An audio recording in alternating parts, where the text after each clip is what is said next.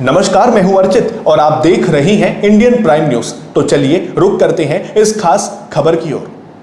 क्या युद्ध सिर्फ हथियारों और लाशों का खेल है? क्या कोई देश सिर्फ हिंसा के लिए जंग लड़ता है?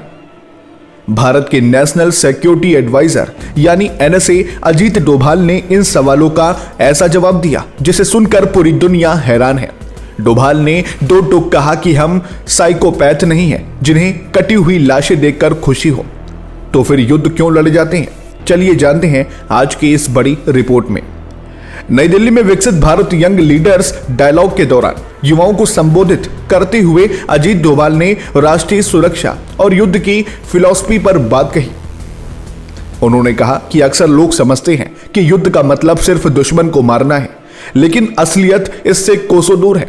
डोभाल के मुताबिक युद्ध किसी देश की इच्छा शक्ति यानी नेशनल विल पावर के लिए लड़े जाते हैं। उनका कहना था कि हिंसा लक्ष्य नहीं बल्कि लक्ष्य है दुश्मन के हौसले को तोड़ना, ताकि वो हमारी शर्तों पर झुकने को तैयार हो जाए।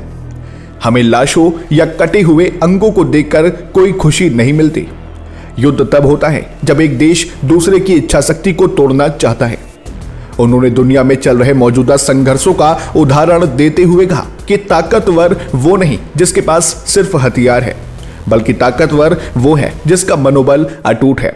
अगर आपका मनोबल टूट गया तो दुनिया के सबसे बेहतरीन हथियार भी कचरा बन जाते हैं। सिर्फ युद्ध ही नहीं, डोभाल ने विकसित भारत पर भी बड़ा बयान दिया। उन्होंने कहा कि प्रधानमंत्री मोदी ने देश को जिस रफ्तार से सेट कर दिया, अब भारत ऑटो पायलट मोड पर भी विकसित राष्ट्र बन जाएगा।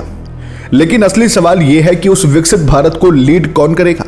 उन्होंने देश के युवाओं से अपील की कि वे अपने डिसीजन मेकिंग एबिलिटी यानी फैसले लेने की क्षमता को मजबूत करें, क्योंकि एक लीडर वही है जो सही समय पर सही फैसला ले सके।